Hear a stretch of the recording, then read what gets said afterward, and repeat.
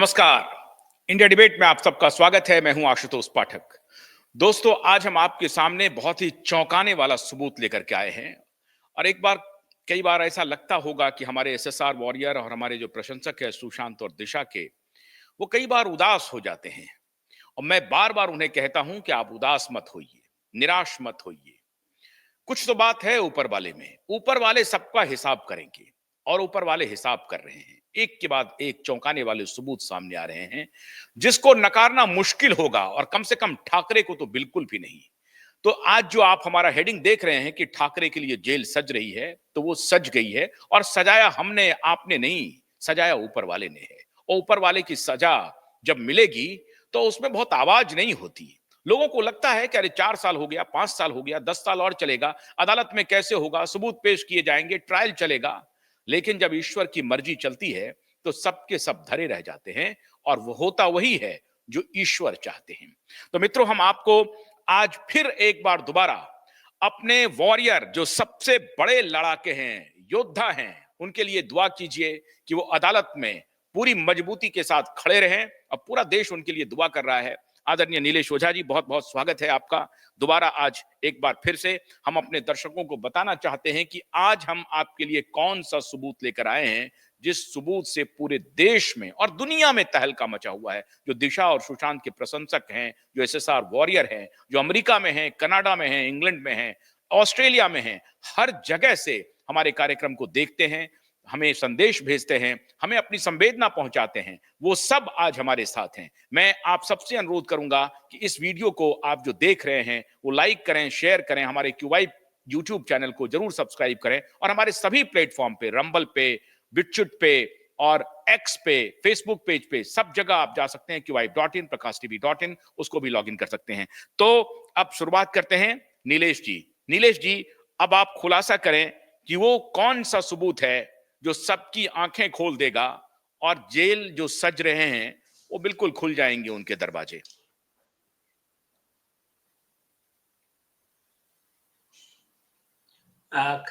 देखिए, कल Republic TV पर अर्नब गोस्वामी जी के चैनल की तरफ से ये क्लियर किया गया कि उनके पास में जो सबूत अवेलेबल है, उसके हिसाब से दिशा सालियान के मर्डर के बाद उसका मोबाइल फोन आगे 9 दिन तक, मतलब 17 जून 2020 तक एक्टिव था। उससे फोन हुए, व्हाट्सएप कॉल हुए, और जो भी चीजें हुई है वो हुई है। तो इससे दो चीजें और आगे मतलब निकलकर सामने आ रही है। पहली चीज, उस समय का जो वो इन्वेस्टिगेशन ऑफिसर था, होपलेस छोड़े, क्रिमिनल, जिसने इसको कवर अप करने के लिए और उसको बचाने के लिए आदित्य ठाकरे एंड अदर्स को, उसका फोन सीज ही नहीं किया, उसके बारे में कोई रिकॉर्ड नहीं। और दूसरी चीज, ये आरोपी लोग दिशा सालियान के फोन से ये चेक कर रहे थे कि इसने किन किन लोगों को, वो वाले सबूत जिनको ये चाह रहे थे, जिसके वजह से दिशा का मतलब मर्डर किया गया, तो वो वाली चीजें सुशांत सिंह राजपूत के अलावा किस किस से शेयर की, किस किस से बात की, क्या क्या इसके फोन में अवेलेबल है, क्या डिलीट किया, ये सब का आरोपी लोगों का जो फोरेंसिक इन्वेस्टिगेशन हो रहा था, जो भी XYZ पुलिस अधिकारी की मदद से, तो उस मामले में मतलब उन्होंने जो सब उनका ये किया, और उसके बाद में सुशांत सिंह राजपूत का मर्डर और अराउंड 10 लोगों की संदिग्ध मौत, मतलब वही मर्डर करने का, या तो किसको एक्सीडेंट दिखाने का, किसको सुसाइड दिखाने का, किसको और क्या दिखाने, और कुछ तो पता भी नहीं चला कि मरा है या गायब हो गया है, जो भी हो गया है। तो ये सब चीजें जो हुई है, कि इस कड़ी की सबसे अहम मतलब इसका ये सबूत है। और इससे आदित्य ठाकरे तो उनके खिलाफ तो ऐसे भी बहुत सबूत है, लेकिन इस एडिशनल लिंक की वजह से मुंबई पुलिस के उन अधिकारियों का जो सही फेस है, सही चेहरा है, उनका मतलब चरित्र है, वो सामने आ गया है। और ये बहुत बड़ा ग्राउंड है उन पुलिस अधिकारियों को भी अरेस्ट करने के लिए, या आपने गैंगरेप, मर्डर और अदर बड़े क्रिमिनल ऑफेंस के कॉन्स्पिरेसी के आरोपियों को बचाने के लिए आपने कॉन्स्पिरेसी रची और आपने आपके पुलिस पद का दुरुपयोग किया। तो ये बहुत बड़ा सबूत है उनके खिलाफ, और ये बहुत बड़ा सबूत है एसआईटी के अधिकारी के खिलाफ कि आपके पास दिसंबर 2023 से एसआईटी का इन्वेस्टिगेशन दिया, आप 1.25 साल से 1 साल से कर क्या रहे हो? आप जाकर वो पुलिस अधिकारी को क्यों नहीं अरेस्ट कर रहे हो? आप आदित्य ठाकरे को अरेस्ट, उसके तो सेकंड चीज है, आपने एफआईआर क्यों नहीं रजिस्टर किया? और उसके बाद में इन लोगों को अरेस्ट क्यों नहीं किया? आपने इन मुद्दों पर इन्वेस्टिगेशन क्यों नहीं किया? तो ये सारी चीजें जो है, इसका जवाब भी एसआईटी को, जनता को भी देना पड़ेगा और हाईकोर्ट में तो देना ही पड़ेगा। आपके पास जो सूचना है नीलेश जी कि वो 8 जून से 17 जून तक वो फोन किनके पास था, कोई इसकी जानकारी है? क्या वो आदित्य ठाकरे के पास था या रोहन रॉय के पास था? और रोहन रॉय क्या आदित्य ठाकरे की कस्टडी में था? क्योंकि रोहन रॉय एकाएक गायब हो गया है, उसको पुलिस ने गिरफ्तार भी नहीं किया है। वो फियांसे है, वो उसके साथ उस घर में मौजूद है, लेकिन रोहन रॉय को पुलिस ने गिरफ्तार किया ही नहीं। रोहन रॉय गया कहां, इसकी भी पूछताछ नहीं हुई। न सिर्फ टेलीफोन, बल्कि रोहन रॉय भी एक बहुत बड़ा सबूत है। सुनिए, कुछ बातें मैं नहीं बता सकता हूं, लेकिन एक बात जरूर बताता हूं। सिंपल चीज, सारी जनता एसआईटी को सवाल पूछे कि दिशा सालियान के फोन का मोबाइल टावर लोकेशन निकालिए, उसके साथ में आदित्य ठाकरे, ये सचिन वाजे, परमवीर सिंह, इनका सबका मोबाइल टावर लोकेशन निकालिए, बस पिक्चर क्लियर हो जाएगा कि वो मोबाइल था कहां पर।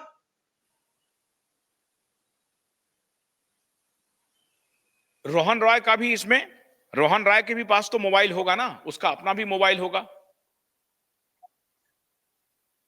हाँ बिल्कुल, रोहन राय का भी मोबाइल निकालिए, वो हिमांशु सिखरे और कौन कौन थे उस पार्टी में, सबका निकालिए ना। और इसमें ना सबसे पहले, वो ठीक है उनको तो एक हो गया, ये रोहन राय को भी कस्टडी में लेने की जरूरत है। वो उसका रोल सिर्फ इतना नहीं था।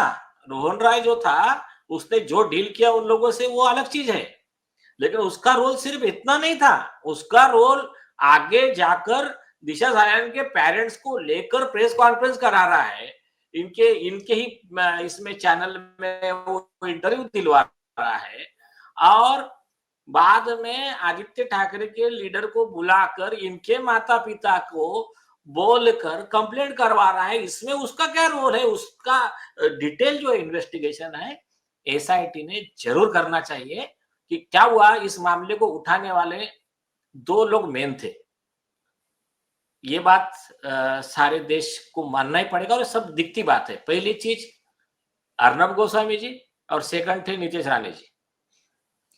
तो इसमें दोनों लोगों को दबाने का पूरा ट्राई हुआ। अर्नब गोस्वामी जी के खिलाफ में एफआईआर रजिस्टर करके उनको अरेस्ट करना, उनके खिलाफ में पिटीशन फाइल किया गया, और इधर नीतीश राणे जी के खिलाफ में भी केस रजिस्टर की गई। उनके पिताजी को उनको अरेस्ट किया गया, बेल लेना पड़ा, मतलब जो भी उन्होंने पुलिस ने किया। और दिशा सालियान के मैटर में बताओ तुम्हारे पास में क्या है, बताओ तुम्हारे पास में क्या है। तो ये जो सब किया गया, तो ये इस बात से, मतलब इस बात की तरफ क्लियर इंडिकेशन करता है कि इनके आरोप इतने सही जगह पर लगे थे, ये जो कर रहे थे उससे छटपटा कर उस समय के पुलिस अधिकारियों ने कॉन्स्पिरेसी के साथ ये काम किया। इसलिए मैं हमेशा ये कहता हूं नीलेश जी कि ये केस सिर्फ दिशा सालियान या सुशांत की एक मौत भर का केस नहीं है। इस केस में जैसे फिल्मों में होता है, वो सब कुछ यहां पर एक्चुअल में दिख रहा है कि एक मुख्यमंत्री, उसका बेटा कैबिनेट मिनिस्टर है, और उस स्टेट का एक सबसे बड़ा शहर जो देश का आर्थिक राजधानी है, उसका पुलिस कमिश्नर और उसके मातहत तमाम chain of police, inspector, constable से लेकर के एसीपी, डीसीपी, ये सबकी मिलीभगत हो करके एक लड़की के मृत्यु के मामले को दबाना, और उसके बाद जिस किसी ने भी आवाज उठाई, चाहे वो श्रीमान अर्नब गोस्वामी हो या नितेश राणे हो, नीलेश राणे हो, नारायण राणे हो, इन दोनों के खिलाफ कार्रवाई करना मतलब डिवास्टेटिंग। इसका इतना ही नहीं, आपको याद होगा जब उस सुशांत के मामले में कुछ सवाल उठे थे कंगना रनौत के द्वारा, तो 24 घंटे के अंदर बुलडोजर भेज करके उनके घर को इंक्रोचमेंट का बहाना लगा करके बुलडोज किया गया। तो इसलिए हम इस केस को उठा रहे हैं कि ये फिल्म देख रहे हैं आप, और पूरी दुनिया मौन है, पूरी सत्ता मौन है। सवाल यह है नीलेश जी, क्या मुंबई के उस वक्त के पुलिस कमिश्नर परमबीर सिंह और मलवानी पुलिस स्टेशन के जो भी अधिकारी हैं जिसको आपने क्रिमिनल कहा, क्या उसके खिलाफ भी 302 का मुकदमा रजिस्टर होगा, क्योंकि वो भी इस मर्डर को बचाने में शामिल थे? वो लॉ क्या कहता है?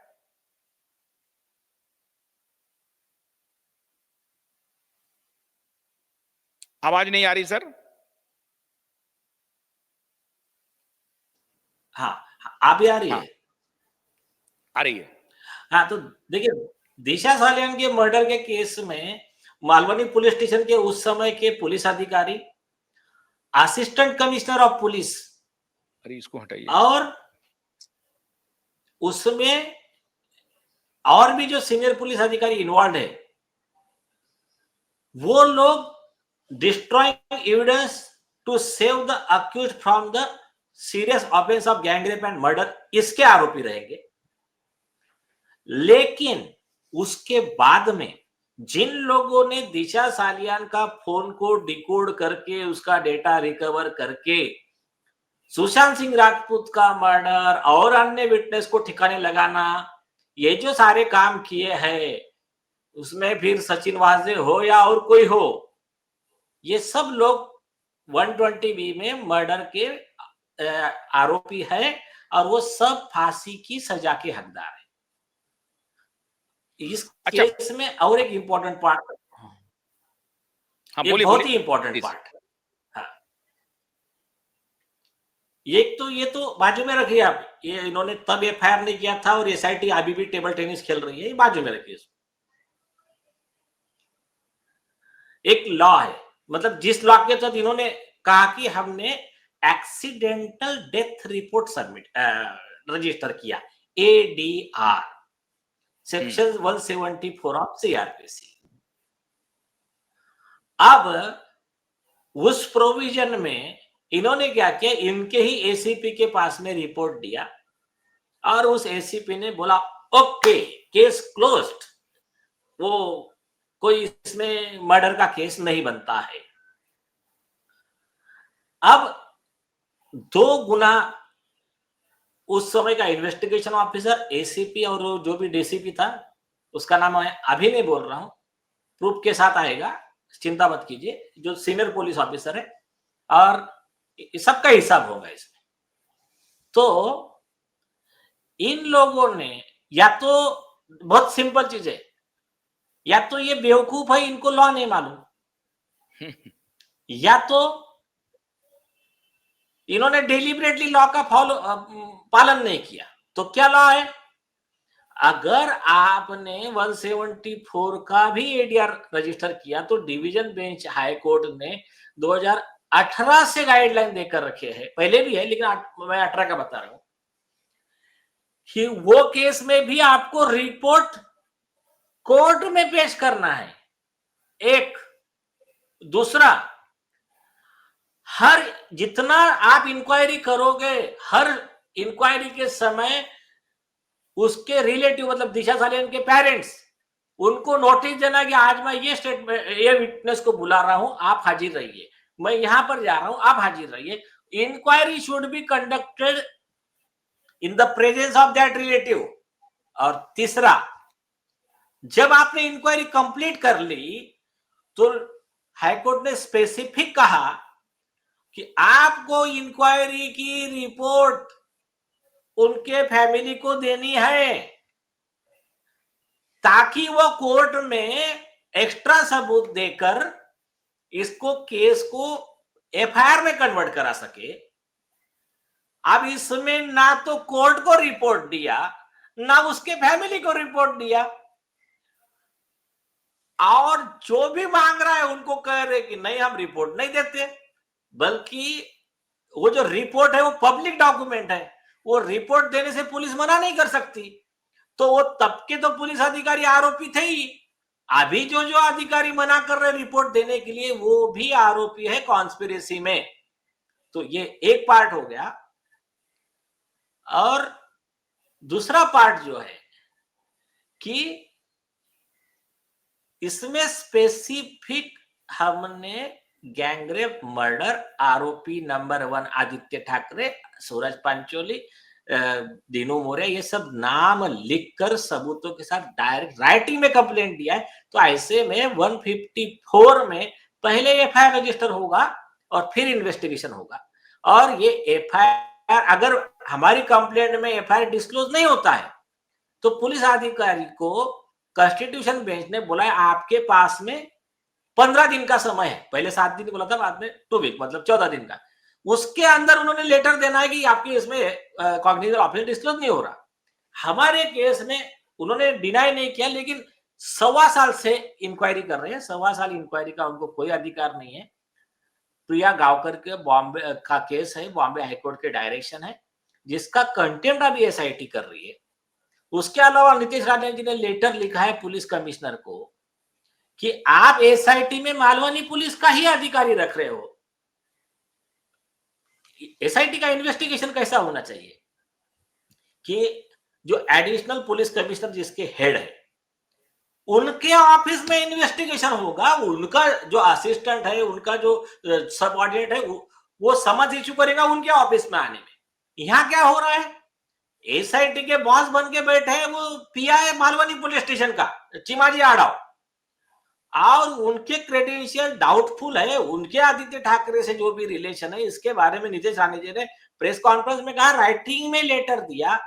और इनके लेटर और ये तो बाजू में रखिए, बॉम्बे हाई कोर्ट ने सुधीर ओरा वर्सेस कमिश्नर ऑफ पुलिस में 2004 में डायरेक्शन लॉ बना के दिया कि जब भी कहीं आरोप होते हैं पुलिस अधिकारी के खिलाफ, तो उस पुलिस स्टेशन से कनेक्टेड कोई भी पुलिस अधिकारी उसकी इंक्वायरी इन्वेस्टिगेशन नहीं कर सकता है।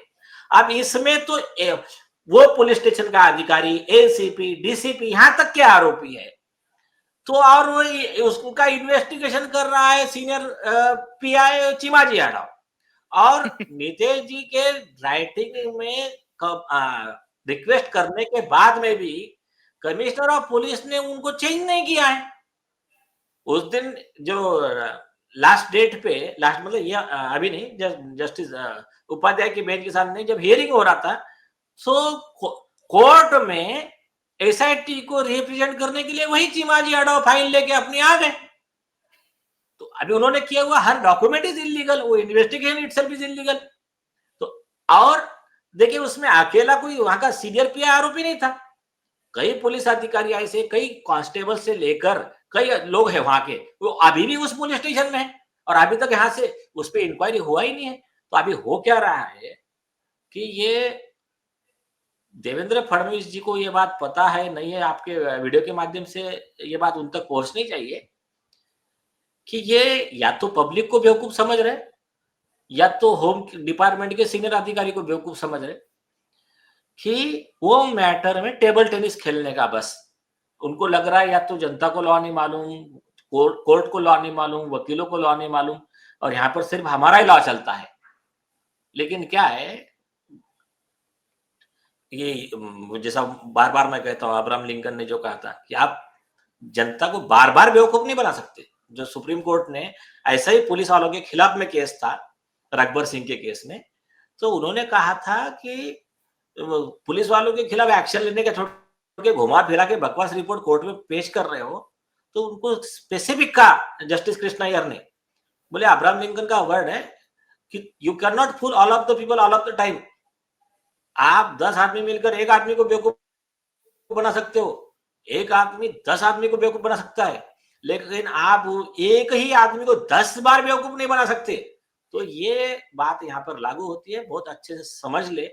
और अभी जो अर्नब जी ने इसमें जो मामला उठाया है और उन्होंने जो सबूत दिए हैं, चाहे वो किशोर तिवारी, सबके थोड़े-थोड़े पार्ट आ रहे हैं और बाकी का तो ओवरऑल ऑलरेडी है। ये सब उसको सप्लीमेंट कर रहा है और बार-बार ये साबित कर रहा है कि आदित्य ठाकरे झूठा है और वो इस मामले में पूरी तरह से इन्वॉल्व है और उसको एफआईआर रजिस्टर करके अरेस्ट करके कस्टडी में लेके ही इन्वेस्टिगेशन करना चाहिए और उसको बेल नहीं देना चाहिए, उसको अंडर ट्रायल ही केस चलाना चाहिए।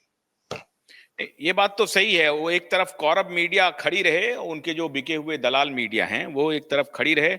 मैं समझता हूं कि अर्नब भाई और हमारा क्यूबाइब नेटवर्क काफी है उनसे मुकाबला करने के लिए, और हम दोनों मिल करके लड़ते रहेंगे, ये उनको सबको मालूम है। एक बात मैं आपसे पूछना चाह रहा था नीलेश जी, कि आपने राइटिंग में नाम के साथ कहा कि ये एफआईआर रजिस्टर करो।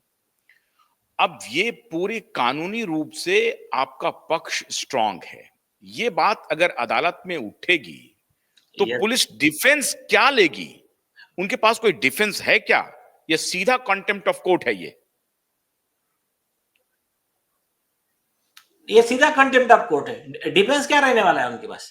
कि ये बोलेंगे कि नहीं इसमें हमारे एक जो सीनियर है वो उनका ड्रग्स का बिजनेस चल रहा है, उसका बहुत बड़ा सैकड़ों करोड़ का हमारा हफ्ता लेन देन चलता है, तो और उसमें आदित्य जी का भी उसमें एक हमारा लेन देन है, तो इसके वजह से हम इसमें एफआईआर नहीं रजिस्टर कर सकते। ये बोलने वाले क्या कोर्ट में आके वो?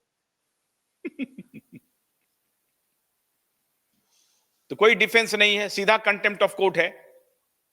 हाँ बिल्कुल। हाँ। तो कोई भी व्यक्ति, ये आप जा करके नाम के साथ किसी के भी खिलाफ आप एक जिम्मेदार देश के एडवोकेट हैं, इतने जाने माने एडवोकेट हैं, वो नेम्ड एफआईआर करने की अब अपील कर रहा है और उसको मुंबई पुलिस रजिस्टर नहीं कर रही है, एसआईटी रजिस्टर नहीं कर रही है।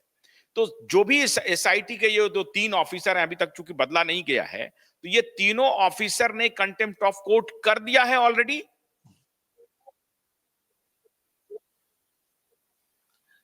अभी देखिए, एसआईटी के ऑफिसर के तो कंटेम्प्ट किया है, अभी उनको जवाब देना है कोर्ट में और अभी सारा देश देखेगा और कोर्ट भी देखेगा कि ये इस मामले में एक्शन क्यों नहीं हुई। और लॉ, अब सबसे बड़ी बात बताता हूं मैं आपको,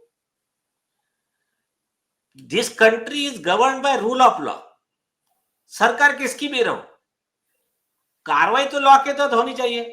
अगर आपको याद होगा कि मोदी जी के गवर्नमेंट में केंद्रीय मंत्री थे अजय मिश्रा टैनी जी, तो उनके बेटे का विषय हुआ तो उन पर एफआईआर हुई और उनको जब बेल मिली तो सुप्रीम कोर्ट ने सुओ मोटो कॉग्निजेंस लिया, बोला कि उनको बेल कैसी मिली, बेल कैंसिल का अर्जी लगाओ।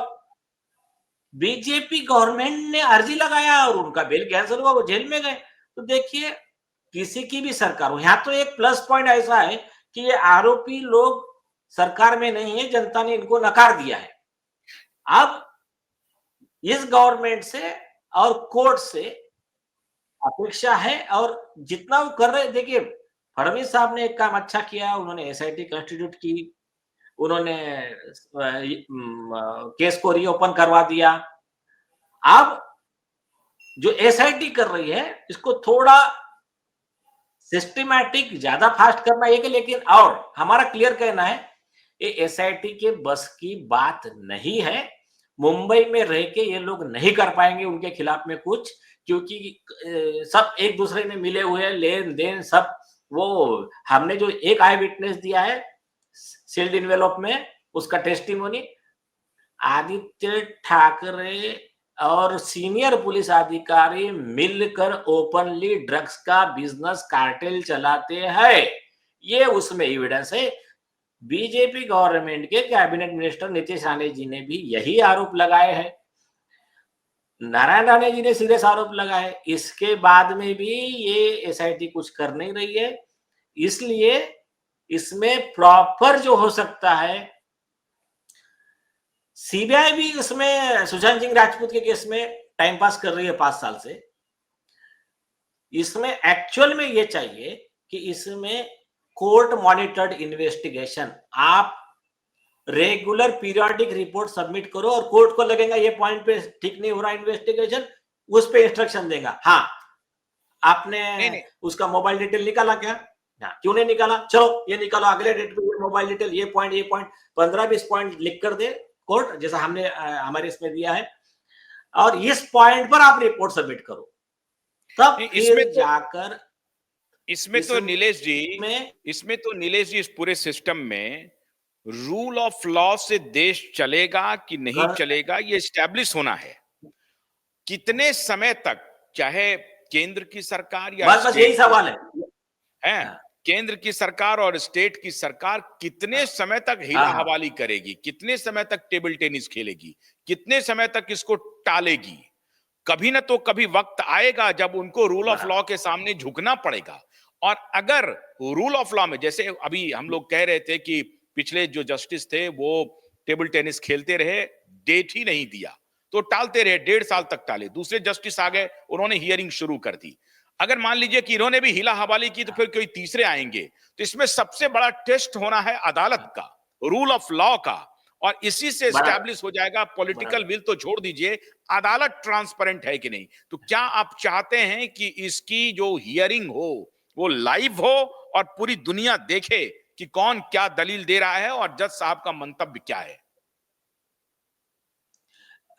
उस पर ऑलरेडी हमने राइटिंग में एप्लीकेशन दिया, हमने ओरल रिक्वेस्ट छोड़ी है, हमारा राइटिंग में एप्लीकेशन है और उसमें स्पेसिफिक रिक्वेस्ट है हमारी कि आप इस केस में इसका लाइव टेलीकास्ट कीजिए, क्योंकि लार्जर पब्लिक इंटरेस्ट का मैटर है। और सुप्रीम कोर्ट के कॉन्स्टिट्यूशन बेंच ने मैथ्यू नेदुम्पारा वाला केस, स्वप्निल त्रिपाठी वाला केस, उसमें डायरेक्शन ऑलरेडी दिया है कि जितने पब्लिक इंटरेस्ट वाले मैटर है उसमें लाइव टेलीकास्ट कीजिए और तो उसको छोड़ दीजिए। अभी कई हाईकोर्ट का तो वैसा भी लाइव दिख रहा है ना। और इसमें जस्टिस इनका उदय ललित साहब का जजमेंट था, प्रद्युमन बिष्ट का, बेसिक चीज है। उन्होंने कहा ये कि यहाँ सीक्रेट क्या चल रहा है, नथिंग हैपेंस प्राइवेट हियर, ये पब्लिक कोर्ट है, पीपल्स कोर्ट है। तो इसमें एक्सेप्ट फॉर एग्जांपल अभी देखिए किसी लड़की के अत्याचार की केस है, उसमें कोर्ट ने कहा कि नहीं इन कैमरा, वो समझ सकते हैं कि उसका टेस्टिमनी वो विषय इन कैमरा। अगर किसी विटनेस की जान को धोखा है उस समय भी समझ सकते हैं इन कैमरा। लेकिन अभी इसमें तो हियरिंग हो रही है और खुद आदित्य ठाकरे आके इंटरवेंशन लगा रहा है ना वो केस में, तो इसमें आपको देश की जनता को ये बताने का क्या प्रॉब्लम है? अच्छा, और एक दूसरा और एक सीरियस पॉइंट इसमें है जो हमने हमारे आईए में लिखा है। आप देखिए ये जो पुलिस अधिकारी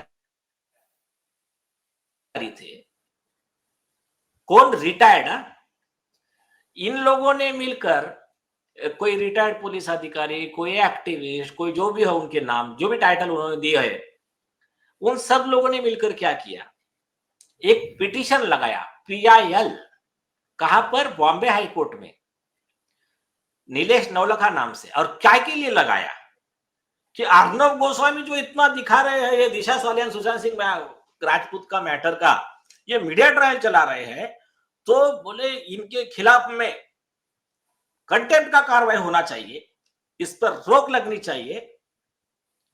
आप वो केस में वही लोग कैसा फंस गए अभी देखिए। पहली चीज इन लोगों ने तब तो लगाया था, ऐसा होना चाहिए। इन्होंने अब नहीं लगाया कि जब उद्धव ठाकरे का खुद, उनके पार्टी का खुद स्पोक्स पर्सन किशोर तिवारी कह रहा है कि दिशा सालियन के पार्टी में आदित्य ठाकरे था कैबिनेट मिनिस्टर, तो इसका इंक्वायरी करो, इसका कोई अर्जी नहीं लगाया उन्होंने। SIT बिना FIR के इन्वेस्टिगेट कर रही है, नाम देने के बाद में भी इसका कोई PIL नहीं लगाया उन लोगों ने। चलो कोई बात नहीं, उसको बाजू में रखते।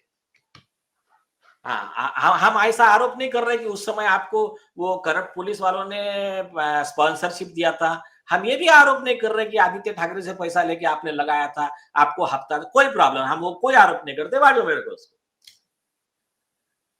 उसी केस में इसी बॉम्बे हाईकोर्ट के डिवीजन बेंच, उस समय के चीफ जस्टिस और अभी के सुप्रीम कोर्ट जज दीपांकर दत्ता जी ने डायरेक्शन दिया कि मीडिया से बात में जो इंफॉर्मेशन है वो डिस्टॉर्टेड भी आ सकती है, मैनिपुलेटेड भी आ सकती है। तो पुलिस डिपार्टमेंट की और इन्वेस्टिगेशन एजेंसी की जिम्मेदारी है कि वो रेगुलर इंटरवल पर अपडेट दे, इन्वेस्टिगेशन का प्रेस नोट दे।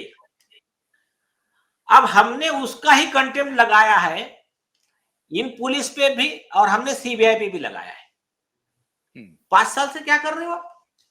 और आपने क्या पब्लिक को इंफॉर्मेशन दिया कि आप ये नहीं बता रहे कि ये केस में अपडेट्स क्या है। किशोर तिवारी ने कहा कि हाँ, हमने पुलिस को मैनेज करके आदित्य ठाकरे को बचाया। अरे तो था क्या, हुआ क्या? किशोर तिवारी जी को बुलाइए, उनसे सबूत लीजिए। वो अगर पूरा किशोर तिवारी जी के पास जितना वो बोल रहे हैं ना, उससे 100 गुना ज्यादा है उनके पास में। तो किशोर तिवारी जी को बुलाकर उनका इंट्रोगेशन कीजिए। उसके साथ में आप नीतीश रानी जी, तो उनके पास पेन ड्राइव है और 2 आई विटनेस है, ये तो छोड़िए, 2 आई विटनेस है। उसके बाद में पुलिस अधिकारी विटनेस है, जो कोर्ट में जो डॉक्यूमेंट मतलब अभी ठीक है दिया जाने वाला है, जो हमारे एडवोकेट घनश्याम उपाध्याय जी और बाकी जो टीम है वो बना चुकी है, उसमें आई विटनेस नेम बता नहीं रहा हूं, डिटेल टेस्टिमनी, सील्ड कवर, आई विटनेस नंबर 2 पूरा डिटेल सील्ड कवर। उसके बाद में 3 सीनियर ऑफिसर वो भी विटनेस है। ऐसी लिस्ट विटनेस की, एविडेंस का डिटेल और ये लॉ, उसके बाद में ये डायरेक्शन कोर्ट ने देना चाहिए, ये सुप्रीम कोर्ट के जजमेंट, इतना सारा बन चुका है।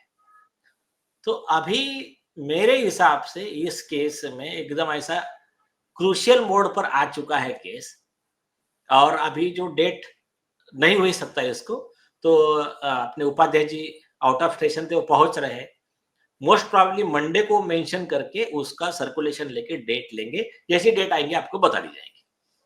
तो एक इसमें बात मेन क्रूशियल ये है जो आपने कि इन हाँ लोगों ने जो हाँ, हाँ तो बोलिए इन बोलिए लोगों ने जो खुद डायरेक्शन लिया था उसमें ये खुद, हाँ, इन लोगों ने जो खुद डायरेक्शन लिया था उसमें ये फंस गए हैं कि इनको पुलिस को रेगुलर अपडेट देना है जनता को। तो और दूसरा जो हमने बताया है कि police are bound to provide the copy of inquiry report. Disha Salian के फैमिली को एक देना है। दूसरा, एक केस में इन्फॉर्मेंट रशीद खान पठान साहब है, supreme court and high court litigation association ये इन्फॉर्मेंट है इसमें अभी नए एफआईआर के लिए, तो इनको भी एक कॉपी देना है। यशवंत सिन्हा वर्सेस सीबीआई के जजमेंट के डायरेक्शन है, और भी डायरेक्शन है कि इन्फॉर्मेंट को भी कॉपी देना है आपको, आपने जो पहले का हम जो मांग रहे हैं।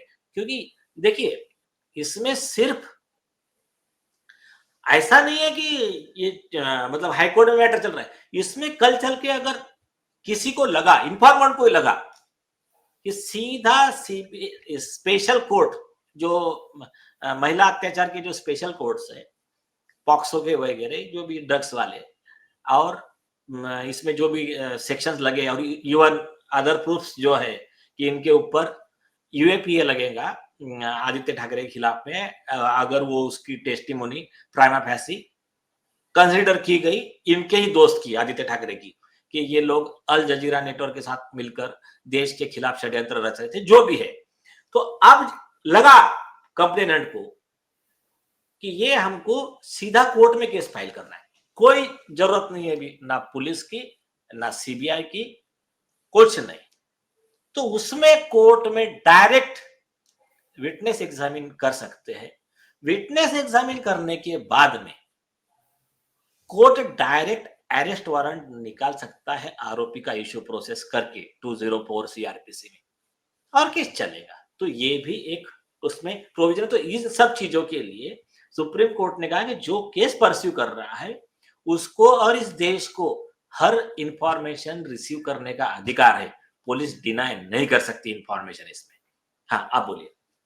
तो उनके खिलाफ भी कंटेम्प्ट होगा ना, तो सीबीआई के ऑफिसर भी फंसेंगे बुरी तरह से, उनके पास भी कोई जवाब नहीं होगा। जो भी इसमें बचाने का ट्राई करेगा वो सब फंसने वाले हैं। तो कुल मिलाकर के ये हुआ कि सीबीआई को भी जवाब देना पड़ेगा और सीबीआई भी एक प्रकार से कंटेम्प्ट कर चुकी है, वो सजा का हकदार हो चुका है।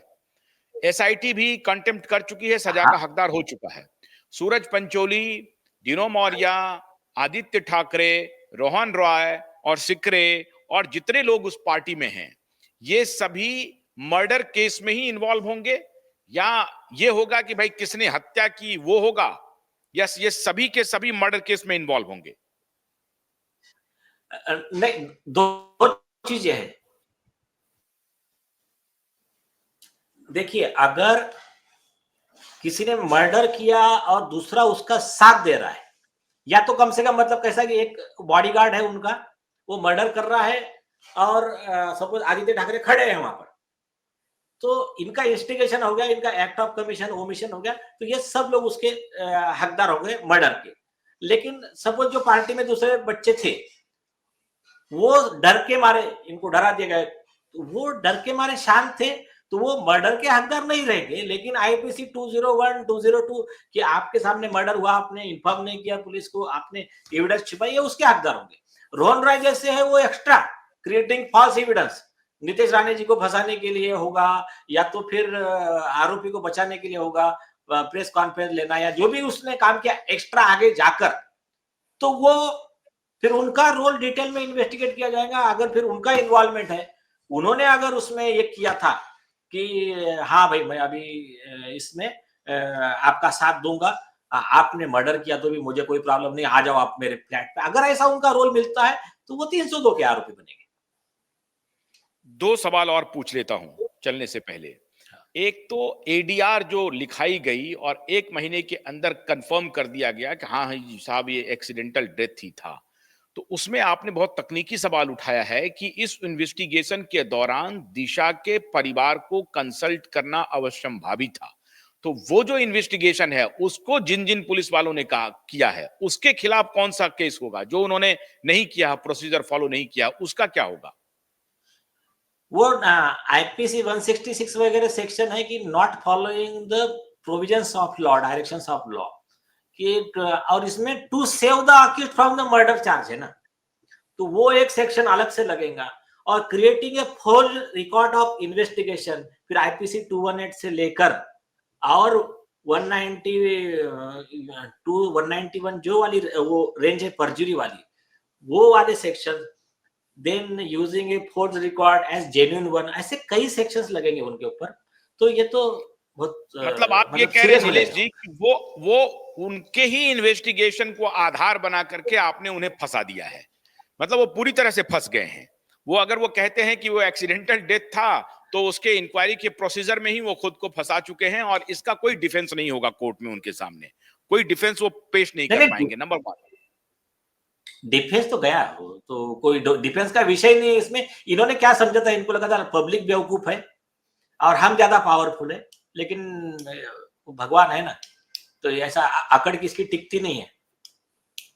रोहन रॉय क्या अगर अप्रूवर आज बन जाता है, मान लीजिए, क्योंकि रोहन रॉय बहुत मजबूत कड़ी है इस पूरे हाँ, प्रकरण में, बाकी तो बेचारे डर गए होंगे या डरा दिया गया होगा। रोहन रॉय ने एक तो वो फरार रहा और उसके बाद भी वो कोशिश करता रहा इस पूरे मामले को भटकाने का, डिस्ट्रॉय करने का।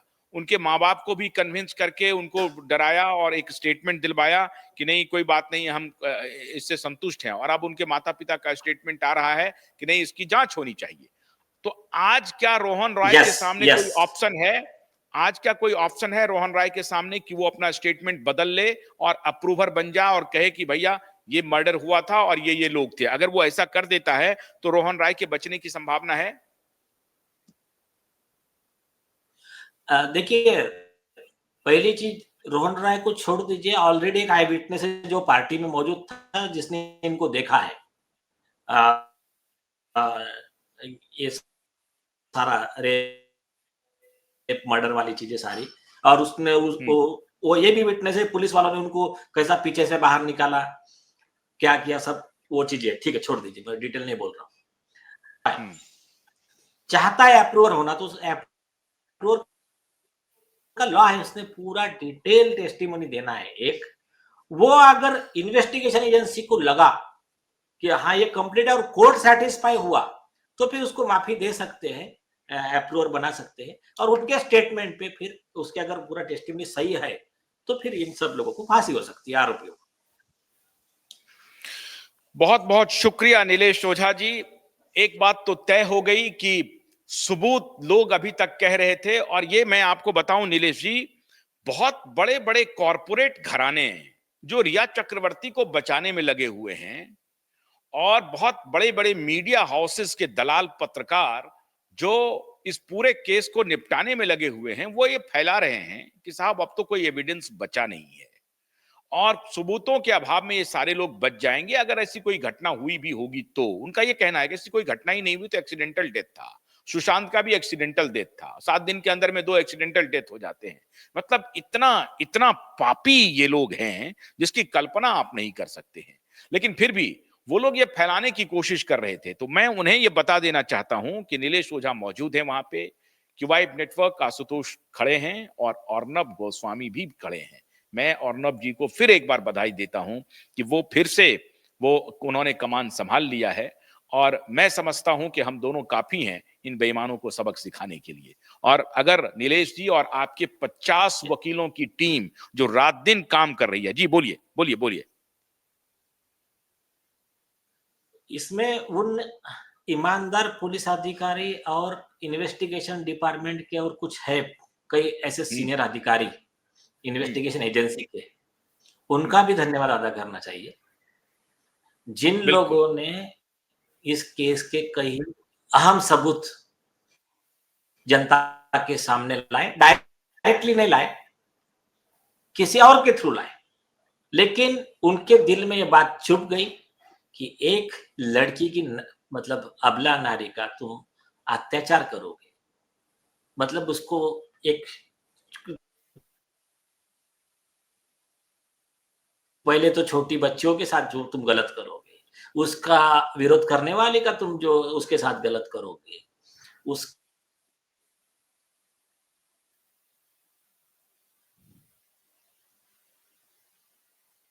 अरे आपके नेटवर्क में कुछ प्रॉब्लम हो रही है बार बार, जी बोल लीजिए अगर आ रहे हैं तो आप तो। हाँ, हाँ, अभी आ रही, हाँ, हाँ अभी आ रही क्या? जी आ रही आ रही आ रही आ रही। हाँ तो ये, हाँ तो उनका भी अंदर से उनके सत्सद विवेक बुद्धि जो थी, उनका अंदर से जमीर जाग गया, या फिर वो पहले से अच्छे लोग हैं, उन लोगों ने कहा कि इसको हम छोड़ेंगे, और उन्होंने अपनी जो लिमिटेशन थी उसके तहत बाहर ना आते हुए अच्छे तरीके से जो जो इंफॉर्मेशन पहुंचानी थी, कई चीजें अभी बाहर नहीं है, कई चीजें बताया भी नहीं गया है कई लोगों को। अभी जैसा चलेगा ना केस, उस समय जो मालूम पड़ेगा, तो ये जो ये चला रहे डिस्करेज करने के लिए कि कोई एविडेंस नहीं है, अभी तो डिस्ट्रॉय हो गए, ये नैरेटिव बोलना तुम्हारे पास रखो तुम। नाम के साथ राइटिंग में कंप्लेंट दी है, एफिडेविट पे हाई कोर्ट में बोला है, और रशीद खान पठान साहब के 150, 200, 300 पेज के 3-3 एफिडेविट है विथ एविडेंस, वो भी कम है, पूरे नहीं दिए एविडेंस। आदित्य ठाकरे का एक एफिडेविट है, एक वर्ड नहीं है, सिर्फ ये बोल रहे हैं कि नहीं नहीं नहीं वो बीजेपी से स्पॉन्सर्ड है, इसके अलावा कुछ नहीं है। तू ये बता कि भाई तू उस समय कैबिनेट मिनिस्टर था तो तेरा मूवमेंट रजिस्टर ये सब लाकर दे दे, तेरा मोबाइल टावर लोकेशन ला के दे दे, वो भी नहीं बता रहा। ये बता कि रिया चक्रवर्ती की तेरे संबंध नहीं थे, तूने क्यों झूठ बोला? और दिशा सालियान का जिस दिन मर्डर होता है उसी दिन 8 जून को तू रिया चक्रवर्ती को तू बोलता है या तेरा आदमी बोलता है कि वहां से निकल जाए सुशांत सिंह के वहां से। बाद में जिस समय सुशांत सिंह का मर्डर होता है उस समय तेरे और रिया के 44 बार फोन कॉल होते हैं। बाद में ड्रग्स के बिजनेस का पूरा चैट रिकवरी। और एक वर्ड लिख लीजिए आप, हाइड्रोपोनिक वीड का कंजम्पशन करते हैं Aditya Thackeray, that is prohibited, वो भी ऑफेंस है। इसके अलावा करण सजनानी के केस में क्राइम नंबर 15 ऑफ 2020 कवर किए हैं रिया चक्रवर्ती। करण सजनानी और नवाब मलिक के दामाद समीर खान, उसमें जो चीजें निकली है ना मिस्टर आदित्य ठाकरे, वो उनको बहुत बेहतर, उनको भी पता है, इन्वेस्टिगेशन एजेंसी को पता है, हमारे टीम को पता है, बाकी जनता के सामने हम चाहते कि एसआईटी दे। उस समय जो तहलका होगा, उस समय देखने लायक होगा। तो अभी तो मैंने बता दिया, अभी जो ऑनेस्ट पत्रकार जो कहते हैं खुद को, आप जाकर सवाल पूछिए एसआईटी से कि जो ये बातें कही गई है उसमें आपका क्या कहना है। आदित्य ठाकरे से पूछिए कि तुमने इतना झूठ क्यों बोला, और जब हाईकोर्ट में गया इंटरवेंशन लेके तो आपने ये क्यों नहीं कहा कि ये वाला पॉइंट झूठा है, वो सिर्फ ये कह रहे कि नहीं नहीं नहीं बीजेपी के आरोप ऐसा चलेगा, और आपने आपका मोबाइल टावर लोकेशन क्यों नहीं दिया, और आपने जो पहला डिफेंस लिया था वो झूठा साबित हो गया, और एक बार नहीं कई बार झूठ साबित हुआ आपका। तो ये जो, और एक मतलब सारी राजदीप सरदेसाई अभी इंटरव्यू क्यों नहीं कर रहा है? राजदीप सरदेसाई आपके पिटीशन को आधार बना करके सवाल क्यों नहीं पूछ रहा है? यस यस, और राजदीप सरदेसाई ने जब रिया चक्रवर्ती का इंटरव्यू लिया था तो आरजे रौनक ने बहुत सही पंच मारा था, ना तेरे सवालों में दम था ना उसकी आंखों में कोई गम था। तो ये जो है ना, ये तुम्हारी पंचतंत्र की जो फिल्मी स्टोरी है ना, वो हमको मत बताओ। आप ईमानदार अगर होगे तो आप ये सारे सवाल उनसे पूछो और उसके जवाब देश के सामने लाओ कि ये झूठ तुमने बोला है, तो उसके ऊपर तुमको क्या कहना। राजदीप सरदेसाई ये सारे सवाल पूछे, वैसा राजदीप सरदेसाई तो आरोपी है अपने केस में, इंडिया टुडे ग्रुप आरोपी है इसमें। और आप गौर कीजिए, आप सब बंद हो गए, इनके जो नैरेटिव बिल्डिंग वाले सब थे, अभी वो सब बंद हो गए जब से उनके ऊपर केस कर दिया है। अभी टाइम्स ऑफ इंडिया पे प्रकाश बोरी जी के केस में आदर पूनावाला को बचाने के चक्कर में 12 लाख करोड़ रुपए का केस में कोर्ट ने नोटिस निकाला है डिफामेशन कॉम्पेंसेशन का। तो तब से अभी टाइम्स ऑफ इंडिया भी थोड़ा हिसाब में लग रहा है हमको। तो ये जो है, ये सारी चीजें, कई फैक्टर्स है इसमें, मतलब बोलने जाए तो समय कम पड़ जाएगा। तो इसमें एक्चुअली जितना ज्यादा मीडिया ऑनेस्टली काम करेगा उतना जल्दी ये केस सॉल्व होगा। और हम बार बार कह रहे हैं, बहुत एक सवाल मैं पूछ लूं जरा, रिया चक्रवर्ती, सम सचदेव और इसका आपने जिक्र किया आदित्य ठाकरे का, वो कौन सी दवा लेते हैं? करण सचदानी। तो ये कौन सी दवा ले रहे हैं? इसका क्या पूरा है अभी? क्योंकि इनके जो कॉर्पोरेट बॉयफ्रेंड को ये कह रही हैं कि मैं तो इनोसेंट थी, और आजकल मोटिवेशनल स्पीकर बन गई है रिया चक्रवर्ती। वो लोगों को बताती है, चैप्टर 2 प्रोग्राम कर रही है। चैप्टर 2 मतलब चैप्टर 1 में जो गड़बड़ी हो गई तो चैप्टर 2 लाइफ को बिगिन करो। अद्भुत चल रहा है इस देश में नाटक। नहीं, सुने देखिए, आदित्य ठाकरे हाइड्रोपोनिक वीड लेते हैं, ये वहां का इसका है नारकोटिक्स ब्यूरो वाला, मैं आपको ये बता रहा हूँ, वहां का रिकॉर्ड में से बता रहा हूँ। उसके बाद में करण सजनानी जो है उसके चैट रिकवरी, रिया चक्रवर्ती का चैट रिकवरी में उसने क्या किया था, वो फोन दिया नहीं था नारकोटिक्स डिपार्टमेंट को। नारकोटिक्स डिपार्टमेंट ने जब उसके यहाँ जब रेड किया, अंदर से जो छुपा के रखा हुआ था वो फोन लिया, उसको फॉरेंसिक में बेच के जो रिकवर किया, उसमें से उसका और आदित्य ठाकरे का जो कन्वर्सेशन निकला है वो डिपार्टमेंट पब्लिक के सामने कर दे। बस मैं कहता हूं इसी पे आप ये चलाओ, और तो वो नहीं करेंगे तो ये चिंता मत करना, ईमानदार अधिकारी बहुत है, उसका कॉपी भी मिल जाएगा, उसकी चिंता मत करना। लेकिन इनको कह रहे हैं हम, इनको हम बार बार सामने ला रहे हैं कि ज्ञानेश्वर सिंह ने दीपिका पादुकोण एंड 170 करोड़ रुपया जो भी लिया उसने उस केस में, तो अभी देश ये पूछना चाहता है कि आदित्य ठाकरे से कितने का डील हुआ भाई तुम्हारा, बाद में डीनू मौर्य से कितने रुपए का डील हुआ है, बाद में ये इसका जाने दीजिए, अभी मैं बाकी नाम नहीं लेता हूं। अच्छा, मतलब ये लोग ये सोच रहे हैं कि देश को क्या है कि मीडिया में राजदीप सरदेसाई जैसे लोग हैं जो हमारी ब्रांडिंग कर देंगे कि नहीं नहीं कुछ भी नहीं हुआ था, ये जो चैट हुई है इस चैट पर तो कोई सवाल पूछेगा नहीं, तो इनको ये लगी हुई है। और हमारे जो पता नहीं हमारे देश के इतने बड़े प्रधानमंत्री और हमारे गृह मंत्री और हमारे महाराष्ट्र के, वो क्यों उनको इतना लूप दे रहे हैं? अब भाई फिनिश हो गया, तो ये बात क्यों हो रही है, ये भी मैं अपील कर रहा हूं अपने प्रधानमंत्री जी से और गृह मंत्री जी से कि देश को रूल ऑफ लॉ में भरोसा रहने दीजिए और आप अपना अपना कुछ इकबाल दिखाइए। जी नीलेश जी कुछ कहना चाह रहे हैं? नहीं नहीं ठीक है, देखिए क्या है, सरकार, देखिए फडणवीस साहब ने केस रीओपन कराया, एसआईटी का इंस्टीट्यूट किया, ये तो मानना पड़ेगा। हाँ मानना पड़ेगा। बीजेपी के बीजेपी के और अमित शाह जी की वजह से ही सुशांत सिंह राजपूत का केस टिका रहा, सीबीआई को गया। इवन मोदी जी के इंटरवेंशन की वजह से सुब्रमण्यम स्वामी जो सांसद थे, उनके वजह से सीबीआई ने ऑफिशियल स्टेटमेंट दिया कि we have not ruled out possibility of murder. Sushant Singh case का मर्डर हुआ, ये एंगल हमने रिजेक्ट नहीं किया है, उस पर भी हमारा इन्वेस्टिगेशन चल रहा है। ये स्टेटमेंट सीबीआई को ऑफिशियल देना पड़ा। कब? एम्स का duplicate postmortem, bogus postmortem report आने के बाद का स्टेटमेंट है, मतलब वो पोस्टमार्टम रिपोर्ट रिजेक्ट हो चुका है। लेकिन इस पॉइंट पे अभी तो सरकार का जो विषय, लेकिन जैसा चलना चाहिए वैसा नहीं चल रहा है, स्लो पेस में चल रहा है। तो अब इस पॉइंट पे मैं उस पे बाद में आता हूँ, जैसा पहले चला था इसका, वैसा ही सवाल पूछना चालू करो ना। एसआईटी को पूछो, सीबीआई को पूछो। सुशांत सिंह के पिताजी ने उस दिन बहुत सही बात कहा कि हमको कोर्ट से अपेक्षा है, इस रशीद खान पठान साहब के पीआईएल से अपेक्षा है हमको कि इसमें अभी जो मैटर की सुनवाई चल रही है उसमें बहुत अच्छी चीज बाहर आएंगी। उसको भी अच्छा मतलब मोमेंटम मिला है उस बात को।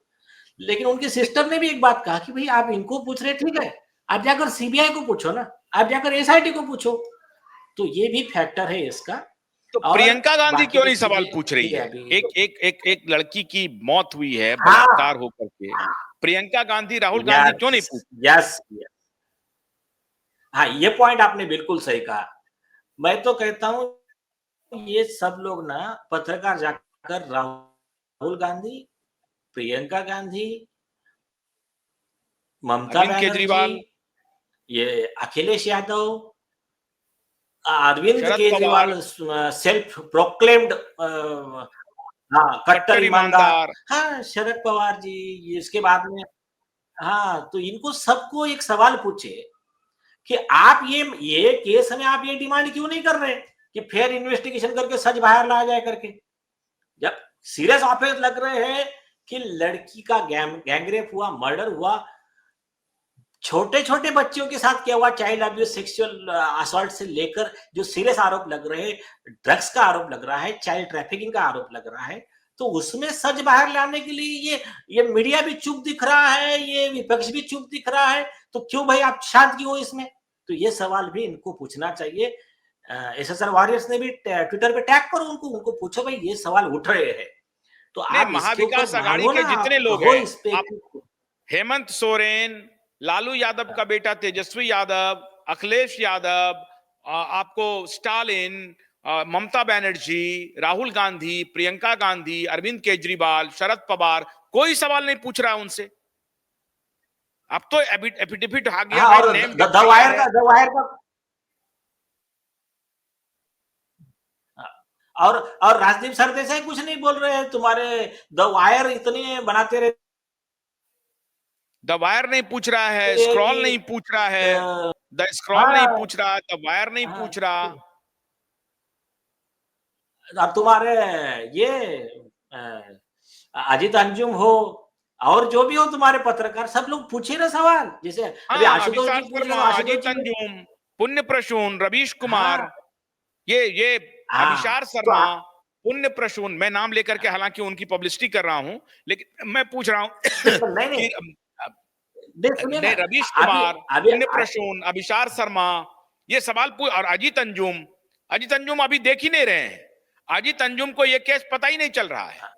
और वो बानखेड़े जी, अशोक बानखेड़े, कहाँ है अशोक बानखेड़े जी? वो रोज जो चिल्लाते हैं टाइगर बनते हैं। दीपक शर्मा किधर है? दीपक शर्मा, संजय शर्मा, मैं सबका नाम ले रहा हूं, पूजा मिश्रा, संजय शर्मा, दीपक शर्मा, पूजा मिश्रा, अभिसार शर्मा, रवीश कुमार, अजीत अंजुम, राजदीप सरदेसाई, साक्षी जोशी, ये जो फ्लीट तैयार है, तो अभी उनकी अंतरात्मा जगी नहीं रही है कि भैया ये एफिडेविट हो गया है, कोर्ट में चल रहा है, ये कहा जा रहा है कि भाई पुलिस ने जो एडीआर जमा कर दी थी उसमें प्रोसीजर फॉलो नहीं हुआ, इस पर क्या कहना है उनका? कोई सवाल नहीं, क्यों? हाँ, और आशुतोष पाठक हो, अर्नब गोस्वामी जी हो, इवन नीलेश ओझा हो, हमारा ये कहना है ही नहीं कि उसको उठा के सीधा जेल में डालो भाई। हमारे जो प्रूफ है, हमारे एविडेंस है, ये अगर सही है तो जेल में डालो, नहीं है तो कंप्लेनेंट के खिलाफ कार्रवाई करो, हमारे खिलाफ एक्शन लो। लेकिन आपको वो भी नहीं चाहिए ना, आपको फेयर इन्वेस्टिगेशन ही नहीं चाहिए। हाँ,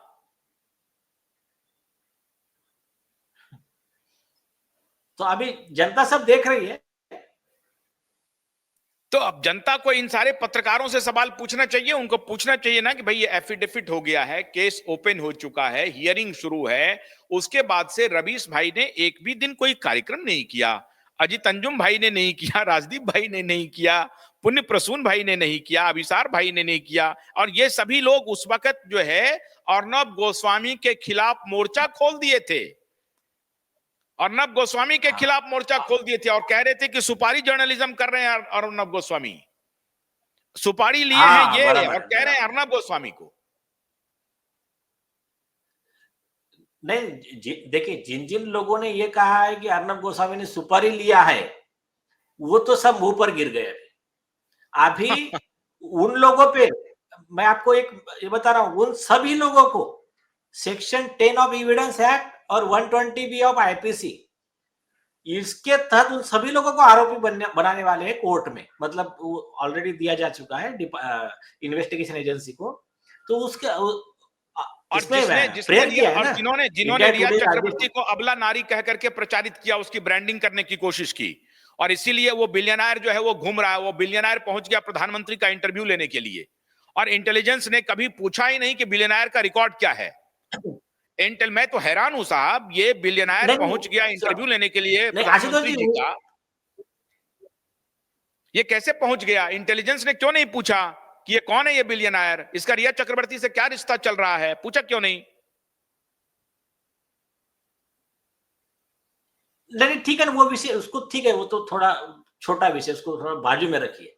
अपन तो अभी मेन जो जहां फंस चुके हैं ना, ये बस उस पे आते हैं, वो वाला विषय बाद में देखते हैं हम लोग।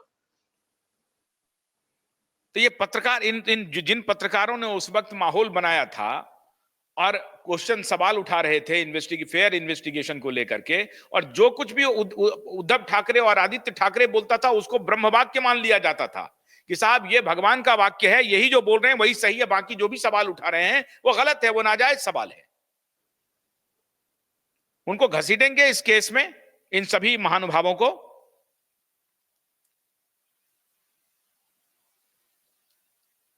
आवाज आ रही है? फ्रिज कर गए, कोई बात नहीं, इंटरनेट की गड़बड़ी से। बहुत बहुत शुक्रिया वैसे नीलेश ओझा जी, बहुत लंबा आपने आज वक्त दिया, और हमें उम्मीद है कि अगली जो सुनवाई होगी उसमें अब आपको, हमारे एसएसआर वॉरियर को, सुशांत और दिशा के चाहने वालों को यह जरूर भरोसा हो गया होगा कि हम लोगों के पास सबूतों की झड़ी लगी हुई है। आप बिल्कुल चिंता मत कीजिए, इस देश में रूल ऑफ लॉ का टेस्ट होना है, और इसीलिए हम लोग इस मुद्दे को उठाए हुए हैं। कोविड के मुद्दे को हम लोगों ने उठाया था, आज कोविड के मुद्दे पर देखिए दुनिया में क्या चल रहा है, देख रहे हैं ना। अभी ट्रंप साहब ने और एलन मस्क ने डंडा चलाना शुरू कर दिया है, तो गेट्स अब दबी पांव से इधर उधर भाग रहा है, और एंथनी फॉची को तो पार्डन दिया आखिरी दिन जाते जाते कि उसे बचा लिया जाएगा, लेकिन वहां भी लीगल सारे लीगैलिटीज को एक्सप्लोर किया जा रहा है, वो भी बचेगा नहीं। तो जिन मुद्दों को हमने उठाया है वो आखिरी अंजाम तक पहुंच रहा है, और इस देश में रूल ऑफ लॉ जरूर रहेगा, और हम उम्मीद करते हैं कि हमारे देश के प्रधानमंत्री और हमारे देश के गृह मंत्री और महाराष्ट्र के मुख्यमंत्री और गृह मंत्री कानून के साथ रहेंगे, न्याय के साथ रहेंगे, सत्य के साथ रहेंगे, और पूरे देश का भरोसा जीतेंगे। ये भी हमको पूरा पूरा यकीन है, पूरा पूरा भरोसा है। और नब आपको हमारे तरफ से एक बार फिर शुभकामनाएं, बहुत जबरदस्त आप काम कर रहे हैं, आपने जो एविडेंसेस लाए हैं वो, और उसके बाद क्यूबाइब नेटवर्क आपके साथ खड़ा है, और मुझे उम्मीद है कि हमें भी आपका साथ मिलता रहेगा। बहुत बहुत शुक्रिया आप सबका। ये सबूत जो अब आते जा रहे हैं, वो सबूत अब जोर जोर से अदालत में चिल्लाएगा, और जज साहब का फैसला आएगा और ठाकरे और उनके गैंग के लिए जेल सजा मिलेगा। बहुत बहुत शुक्रिया। नमस्कार। विदा लेने से पहले अगर आपको ये वीडियो, ये बातचीत अच्छी लगी तो आप इसे शेयर कीजिए, लाइक कीजिए, हमारे क्यूबाइब नेटवर्क को फॉलो कीजिए, सब्सक्राइब कीजिए। नमस्कार।